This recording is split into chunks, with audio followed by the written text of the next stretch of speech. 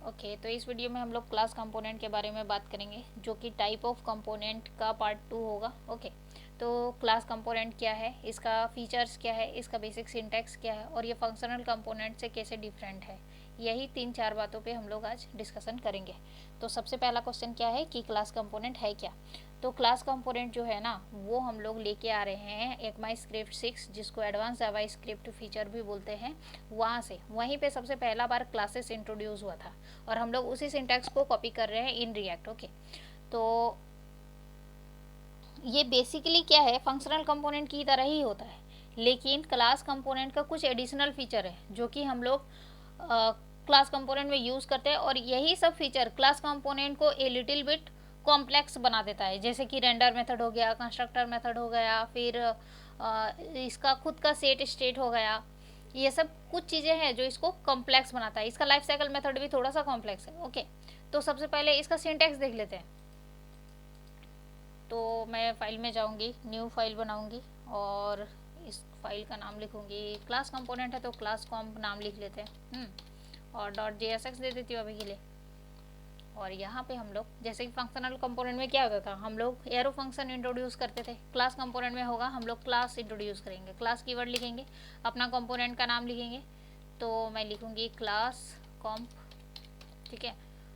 और इसको, इस कंपोनेंट को एक्सटेंड कराऊंगी, तो मुझे लिखना पड़ेगा extends from what, component. Okay, तो मैं यहाँ पे लिखूँगी कंपोनेंट, और ये कंपोनेंट रिएक्ट से आएगा, तो वो देखो इंपोर्ट हो चुका है already.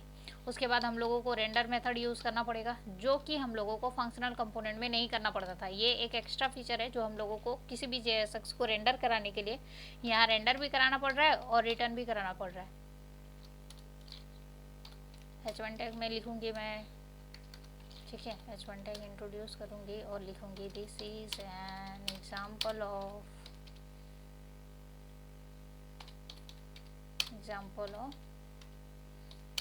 Class component, class component.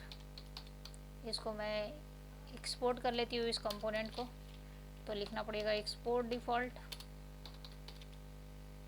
और लिखना पड़ेगा जो कंपोनेंट का नाम है, जो कि है क्लास कंपोनेंट। मैं यहाँ पे लिख दूँगी, इसको सेव करेंगे और इसको इंपोर्ट करा लेंगे app.js में जाके। तो यहाँ पे मैं लिखूँगी क्लास कंपोनेंट। देखो मुझे रिकमेंड कर रहा है, मैं सेव करूँगी, ठीक है।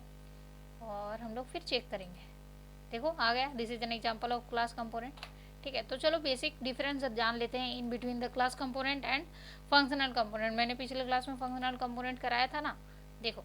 तो फंक्शनल कंपोनेंट में क्या था, सिंपली हम लोगों ने एक फेट एरो फंक्शन लिखा, उसमें अपना JSX को रिटर्न करा दिया।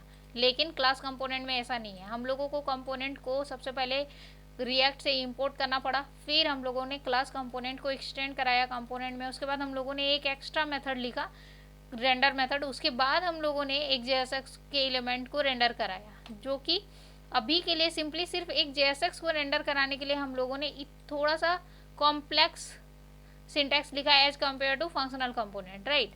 अभी आने वाले वीडियोस में मैं और भी बात करूंगी about the props, about the state, तो वो सब में भी क्लास कंपोनेंट का सिंटैक्स थोड़ा सा कॉम्प्लेक्स है as compare to functional component, ठीक है। तो इस वीडियो में इतना ही। Thank you for watching this.